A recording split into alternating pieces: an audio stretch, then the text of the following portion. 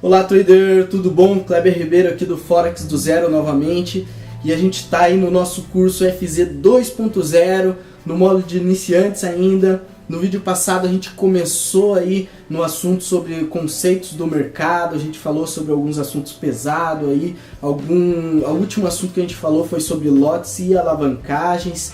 Dá uma treinada nisso aí que você já pega, e nesse vídeo a gente vai falar, tá, sobre alguns assuntos, e a primeira coisa que a gente vai falar é sobre os tipos de análises, os dois principais tipos de análise que a gente tem no mercado, tá? O primeiro deles é a análise técnica, tá? Quando você está olhando pura e simplesmente o gráfico, você está fazendo uma análise técnica para poder precificar, para poder verificar se aquele ativo está caro ou barato. Você pode usar várias técnicas para isso, você pode usar padrões harmônicos, você pode usar o teu conceito aí de tendência e operar a favor da tendência para aumentar as suas chances no mercado, o seu conhecimento aí com zonas de suporte e resistência para poder estar operando. Você pode usar indicadores, você pode usar price action, Fibonacci, Elliott. Tem muita coisa que você pode estar verificando para poder fazer análise do gráfico, tá? Você ser um grafista e precificar e montar a sua posição conforme o preço está te mostrando ali no gráfico. Essa é a análise técnica. E a análise fundamentalista é quando você olha a saúde financeira, a saúde monetária de um país. Você verifica lá como é que está o índice de desemprego, como é que anda o índice lá de importação e exportação, o PIB do país, como é que está as empresas, se elas estão crescendo, se elas estão investindo, investidores externos também, se estão investindo naquele país, através de notas de algumas instituições aí. Então, quando você verifica isso para poder precificar um ativo, você está fazendo uma análise fundamentalista. E assim, só comentando rápido, quando você vai precificar uma empresa, você vai ver lá quais são os contratos futuros que a empresa tem, qual que é o patrimônio, como é que está a saúde financeira da empresa, como é que está sendo administrada, né, pelo presidente lá, como é que está tudo isso. Quando você verifica esses papéis e vê tudo isso para poder precificar uma empresa, em análise fundamentalista, né, isso é análise fundamentalista, já é complicado, já é difícil. Fazer isso com o país todo tem muita coisa para você verificar, então nem economistas já bons aí, já há muito tempo no mercado, às vezes não ousam precificar um ativo, dizer se está caro, se está barato, se vai aumentar mais ainda ou se vai baixar. O governo ele pode meter o dedão dele lá e acabar com tudo que você de repente projetou. Então é bem complicado, tá? As duas técnicas aí são complicadas, né? Mas você misturando um pouquinho, pelo menos, de conhecimento dos dois é uma coisa boa. Eu acredito que você tem uma chance grande aí para estar tendo um sucesso no mercado se você conseguir mesclar pelo menos um pouco da análise fundamentalista também, mas não só ela, tá? Só ela, nem economistas bons aí ousam precificar um ativo pura e simplesmente por notícia, por algum índice que saiu lá, ok? Bom, eu vou mostrar para vocês agora um site onde você pode estar verificando o calendário econômico. Para quê? Eu vou te indicar ficar fora de notícias no começo, tá? Para você que está começando aí, eu vou indicar para você ficar fora. Então você vai acompanhar o calendário econômico, você vai ver com o tempo também de acompanhar, você vai pegando alguma coisa também. Mas verifica a hora certinho e fica 1-2 horas antes de sair aquele dado econômico, você fica fora do mercado. Depois 1-2 horas depois também fica essa janela fora do mercado, e depois você você atua ali, você faz seus trades numa hora que o mercado já está um pouco mais livre, né, daquela volatilidade, daquela coisa indecisa para onde vai, se é para baixo ou se é para cima, na hora em que acontece a notificação desses dados econômicos, ok? Então o primeiro site que eu vou indicar para você, o forexfactory.com. Primeira coisa que você vai fazer é vir aqui nesse relógio aqui e vai modificar para o horário do Brasil, tá? Você coloca aqui se é horário de verão ou não, tá? Você coloca aqui e você coloca a time zone que você preferir aqui. Dá um save, ok, tá? Beleza, você pode clicar aqui de novo para voltar para o site. E aqui vai estar já regulado então os horários das notícias, tá? Nessa linha aqui vai estar regulados os horários de notícias. Aqui a gente tem o ativo, aqui a gente tem o impacto que o dado econômico vai causar no mercado. Então esse cinza é bem fraco, o amarelo é um pouco mais forte, o laranjado é um intermediário e os dados vermelhos aqui, ó, esses dados vermelhos são dados bastante importantes, dados que podem impactar bastante no preço do ativo aí. O mercado pode se tornar bastante volátil nesse horário aí, ok? Aí aqui em cima a gente tem também, ó, o último dado econômico que saiu, que pode ter sido no mês passado, depende aí de qual a frequência com que esse dado sai, né? Você tem aqui a previsão dos economistas, tá? E você tem aqui o que realmente saiu. Se o dado ainda não saiu, não chegou o horário aqui ainda, isso aqui vai estar em branco, ok? E é assim que funciona aqui, tá? Você pode fazer filtros também aqui, ó. Você pode tirar dados menos importantes aqui, deixar só intermediário e dados mais agressivos, os tipos de notícias, tá?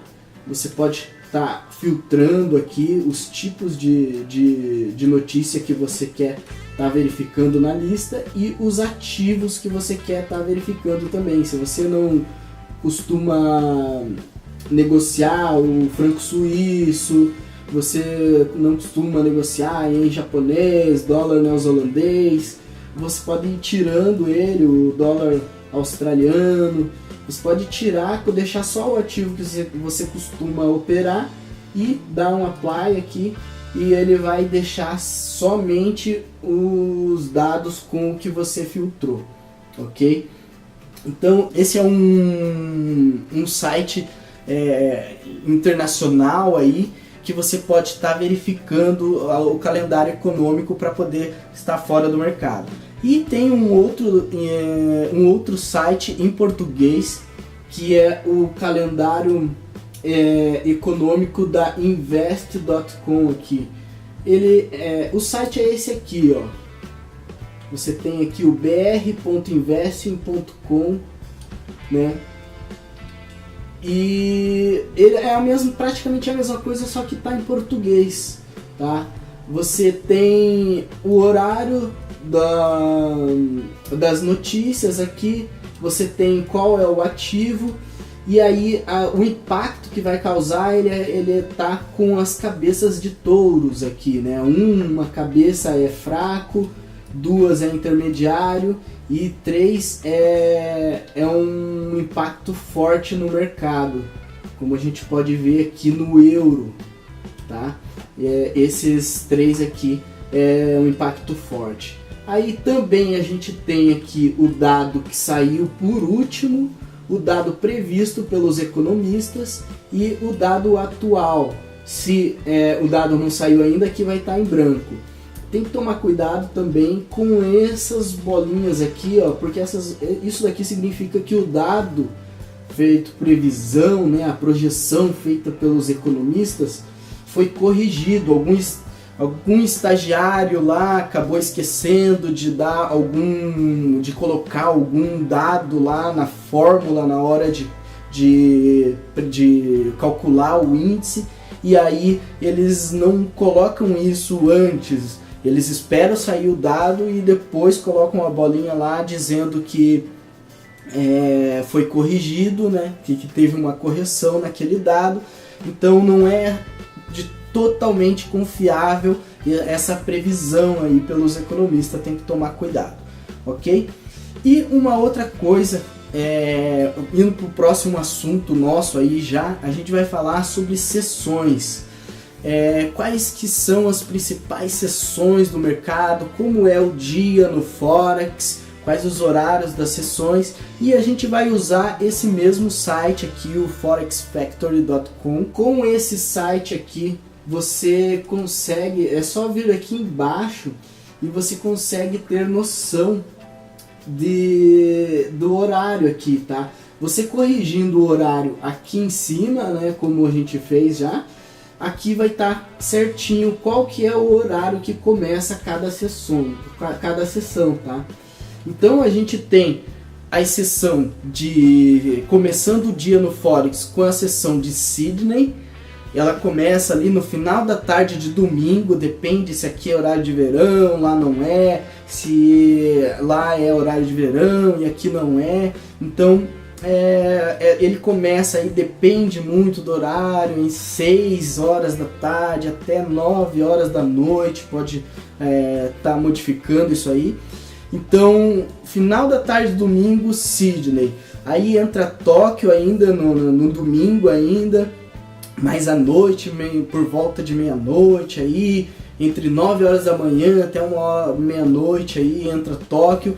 Depois entra Londres na madrugada ou no comecinho da manhã daqui do horário aqui do Brasil. Depois Nova York entra aí na metade da manhã, mais ou menos. Acaba Sydney aí no final da manhã daqui do Brasil, e aí continua Nova York até mais ou menos o final da tarde aqui do Brasil. E começa de novo o dia no Forex. Sydney, Tóquio, Londres, Nova York. E assim se repete até o final da sexta-feira, até o finalzinho da tarde da sexta-feira, ok? E qual que é a característica dessas sessões? Geralmente Sydney movimenta bem pouco, tá? O mercado é mais paradão. Aí entra Tóquio dando um pouco mais de movimento para o mercado. Quando Londres entra aí na madrugada do Brasil aqui ou no comecinho da manhã, depende muito do horário, tem que verificar no site, tá? Londres entra movimentando bastante o mercado, é uma das maiores economias aí, é um dos principais centros, né, de mercado de divisas, acontece lá em Londres. Então ele entra negociando bastante, entra com bastante volatilidade no mercado. Quem faz scalping gosta bastante desse tipo, dessa sessão, né? E aí Nova York entra aí na metade da sessão de Londres, mais ou menos, entra Nova York causando um rebuliço maior ainda. E aí quando termina Londres, que fica só Nova York aí, geralmente durante a tarde do nosso horário aqui no Brasil, o mercado ele começa ou a consolidar ou começa a fazer uma correção.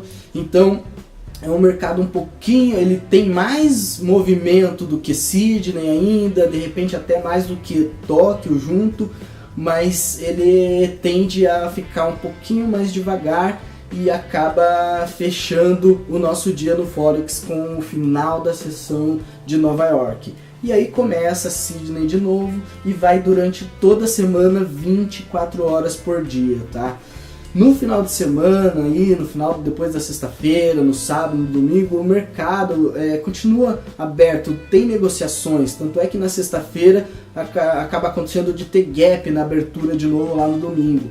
Mas as corretoras elas fecham para fazer manutenção preventiva nos equipamentos, porque não é interessante para elas, como tem pouca volatilidade ali, elas começam a ter que aumentar spread, aí fica desinteressante para nós, principalmente nós traders autônomos, né, tá operando no final de semana, ela acaba fechando para fazer uma vistoria, uma preventiva aí nos equipamentos, no sistema. ok? Então, basicamente é essa a característica das sessões. E a gente tem também os tipos de trades, tá? Eu falei de scalp agora, de repente se você está bem iniciante não sabe nem o que é isso. Quais os tipos de trades que a gente tem, né? A gente tem primeiro o scalping, que é um trade, para começar, trade é negócio, tá? E trader somos nós, é quem faz o negócio.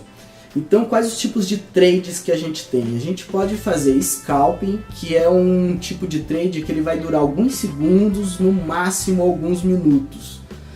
A gente tem o day trade, que vai durar alguns minutos ou no máximo algumas horas aí, mas é uma negociação que você abre num dia e fecha ela no mesmo dia, ou pode acontecer mais ordens também, 2, 3 ordens aí que você faz durante o dia mesmo, você abre e fecha durante o dia.